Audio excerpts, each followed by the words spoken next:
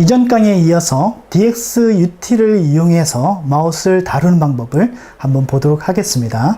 그래서 DXUT를 통해서 마우스를 다루는 방법은 이같이 두 가지로 우리가 볼 수가 있습니다. 제일 첫 번째에서는 여기 나오듯이 콜백 함수를 이용하는 방법이 있습니다. 그렇죠? 그래서 그 함수를 이용을 하고요.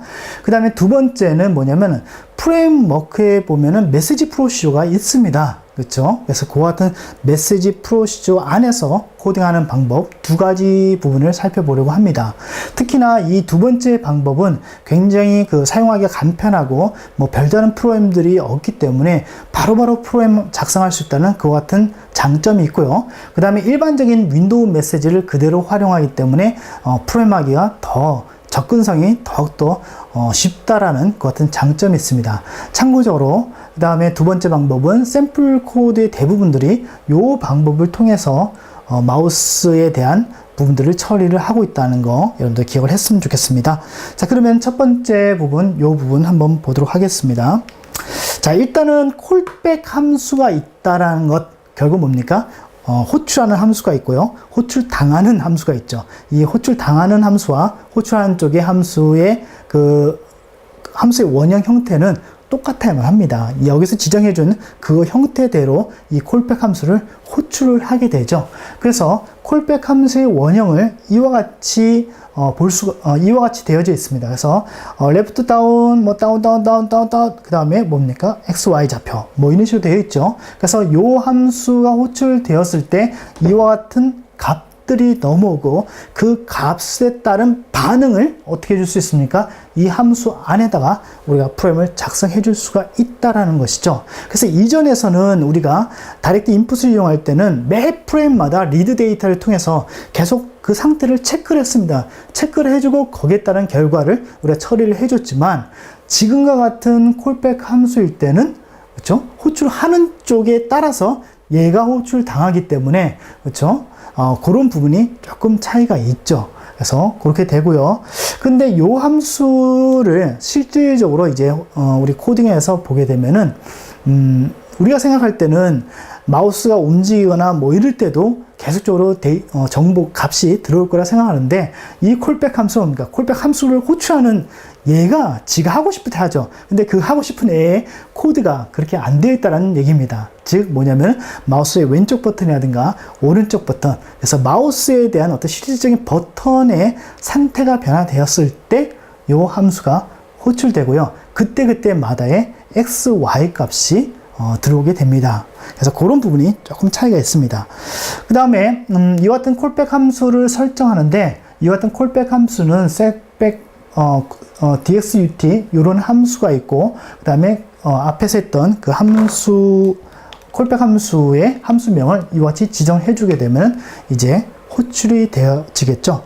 자, 여기서 여러분들이 한번 생각해 봐야 될 것은 DXUT에는 정말 많은 함수들과 정말 많은 코드가 코딩이 되어져 있습니다. 그래서 이와 같은 함수들을 적절히 사용하는 것도 프로그램의 어떤 능력이 아닌가 그런 생각을 합니다. 그러므로 여러분들은 DXUT, 그렇죠? UT CPP 파일이라든가 그렇죠? 이런 부분들에 대한 부분을 좀 볼 필요가 있습니다. 그렇죠? 실제로 볼 필요가 있어요. 그래서 보면은 내가 작성 안 해도 되는 그렇죠? 그런 코드가 있는 경우도 있고요. 그 다음에 거의 대부분들이 굉장히 많이 있습니다. 그래서 여기서 잘 찾아서 잘 사용하는 것도 낫고요.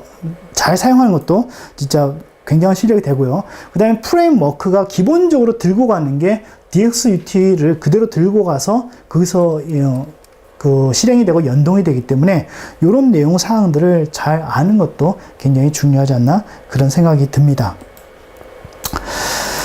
그래서 이제 콜백 함수를 우리가 이제 출력을 하는데요. 그래서 이제 이런 함수들을 우리가 실질적으로 프로그램을 작성하다 보면은 이런 내용들이 책이라든가 아니면은 이런 데는 잘 안 나오는 경우가 더 많습니다. 그렇죠? 그래서 그런 예들은 전부 다 어디서 찾아야 됩니까?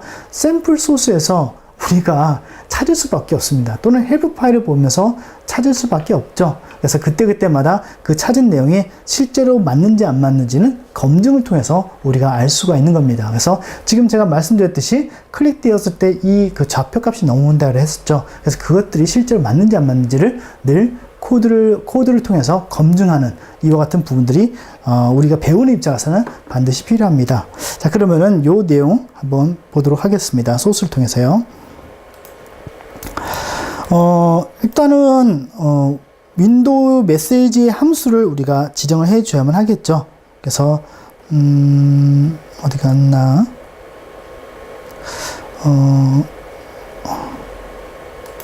잠깐만요. 예. 콜백 함수를 이렇게 우리가 선언을 했고요. 그 다음에 콜백 함수의 내용은 뭐 별다른 건 없습니다.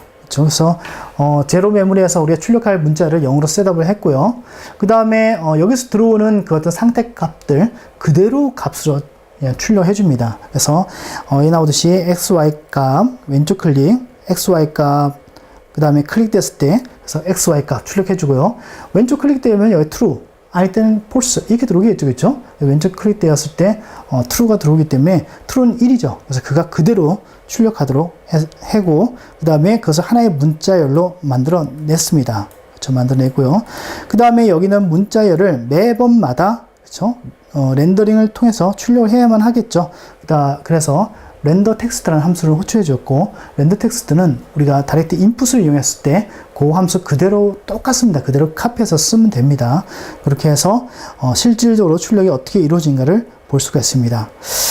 자, 그래서 여기에서 이렇게 돼 있고 그 다음에 우리가 마지막으로 해줘야 될 부분들 바로 이 함수가 호출될 수 있도록 그 콜백 함수를 걸어줘야 되겠죠. 그래서 설정을 해줘야 되는데 set callback mouse에서 mouse procedure 이렇게 주는데 요거는 여러분들 윈메인에 가면은 그런 내용이 쭉 있습니다. 지금 같은 경우는 2010을 기준으로 했는데요.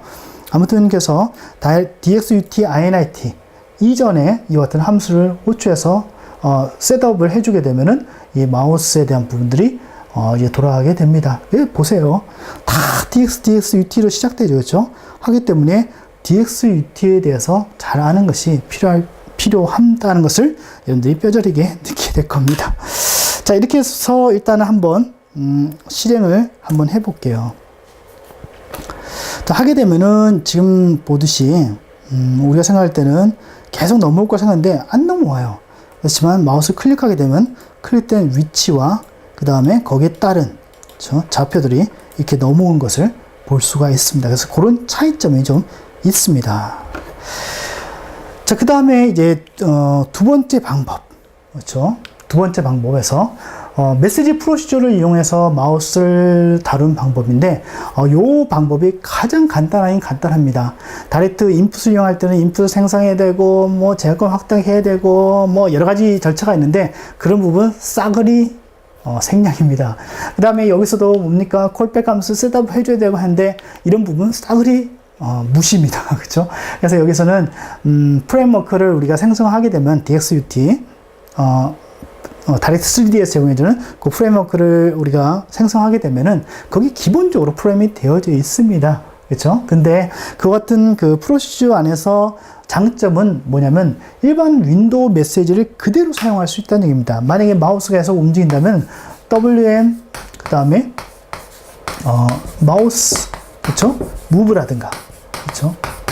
이런 그 함수를 그대로 이용할 수 있다는 것이 가장 큰 장점에 해당이 되죠. 그렇죠? 해당이 되고요. 그렇기 때문에 우리가 따로 뭐 마우스에 대해서 신경 쓸 일이 거의 없죠. 그렇기 때문에 샘플 코드의 대부분에서는 이 프로시저를 많이 이용을 합니다. 그래서 이런 이제 출력을 해 보려고 합니다. 그래서 일단 소스 코드를 한번 볼까요? 자, 일단은 앞에서 했던 그 코드가 그대로 있기 때문에 요거 잠깐 주석 처리하고요. 그 다음에 보면은 일단은 메시지 프로시저 그대로 있죠. 그렇죠? 그대로 이게 아이고 예.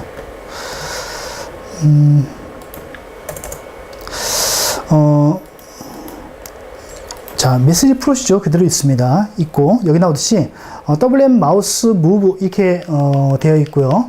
그 그 다음에 마우스 무브 될 때마다 무브 메시지 마우스가 움직일 때 그 메시지 발생하죠, 그렇죠? 그 다음에 거기에 나오는 XY 값은 우리가 어떻게 한다고 그랬습니까? L 파라메터, 그렇죠? L 파라메터와 로우 워드와 하이 워드를 통해서 XY 값을 구분해서 가져온다고 했습니다. 이 부분은 윈32와 동일합니다, 그렇죠? 그 다음에 마우스 왼쪽 클릭됐을 때도 WML 버튼 다운, 그 다음에 라이트 버튼 다운, 그 다음에 더블 클릭일 때는 L 버튼 더블 클릭이란 메시지를 윈도우 메시지를 그대로 이용해서 그것을 체크를 해 볼 수 있고요.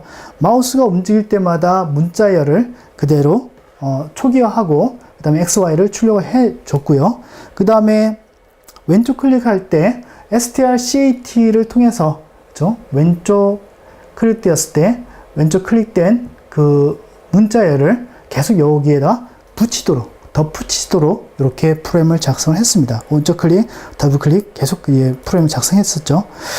자, 그 다음에 한 가지는 이와 같이 메시지 프로시저에서 이와 같은 그 내용이 발생했을 때, 요 내용들은 사실은 뭡니까? 프레임 무브 안에서 뭔가를 처리하기 위해서 필요한 겁니다. 그 마우스의 상태를 읽어서 그 마우스의 상태에 따라서 어떻게 캐릭터를 이동할 것인가, 회전할 것인가, 이런 것들을 전부 다 결정을 해줘야만 하겠죠.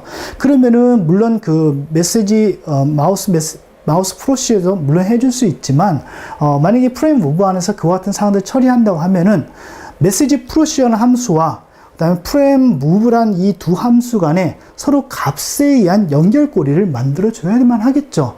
그것을 하기 위한 방법 중에 하나, 가장 간단한 방법은 뭡니까? 바로 전역 변수죠.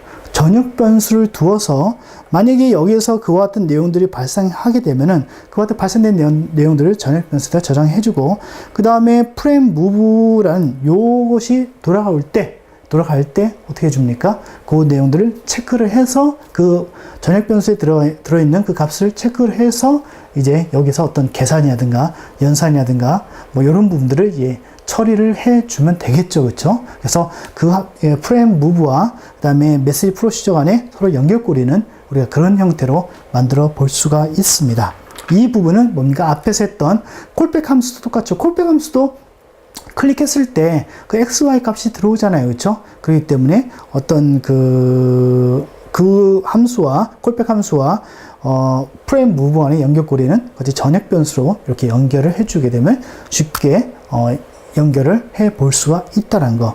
또는 뭐 꼭 전역 변수가 제일 낫겠죠. 아니면 뭐 포인터를 이용해서도 할 수는 있긴 있는데, 아무튼 그렇게 우리가 값을 두 함수 안에서 공유하면서 처리를 할 수 있다는 것을 한번 살펴보았습니다.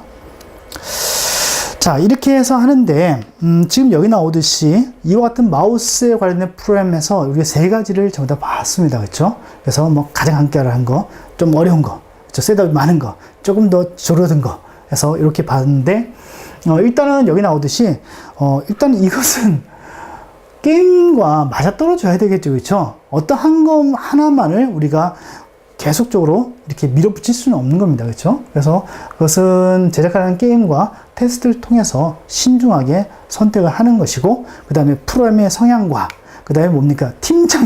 가장 중요한 건 팀장의 성향이죠. 팀장의 성향에 따라서 어떤 것을 사용할지가 이제 결정이 되는 겁니다. 자, 여기까지 해가지고, 마우스에 관련된 사항까지 쭉 살펴봤는데요. 자, 여기까지 내용을 기반으로 해서 이제 다음 강의에서는 2D 출력을 통해서 2D 게임을 하나 만들어 볼 거고요. 그 다음에 이제 3D 게임. 앞에서 우리 메시 같은 거 배웠잖아요, 그렇죠? 앞에서 우리는 도형을 통해서 어떤 그 게임을 작성했는데, 이번에는 메시 X 파일을 이용해서 이미지를 붙여서 간단한 하나의 뭐 슈팅 게임 같은 것을 한번 제작을 해 보려고 합니다. 그래서 이제 게임에서 가장 중요한 부분이라면은 그 같은 흐름적인 뼈대를 만들 수 있느냐, 그 다음에 그 뼈대를 만들 수 있다는 얘기는 결론적으로 뭡니까? 전체적인 게임의 흐름의 라인들을 전부 다 이해를 하고 있다는 얘기죠. 거기에 또 뭐 빌보드니 뭐 파티클이니 이런 부분들은 그 뼈대에 좀 더 화려하게 보여지고, 그 다음에 어떤 성능적인 부분이라든가 이런 부분들을 더 좀 주기 위한 하나의 기법에 해당이 됩니다. 그래서 그 부분은 요 과정, 그래서 기초 활용인데요. 이 부분이 끝나면 이제 그런 부분들이 이제 쭉 시작이 될 겁니다.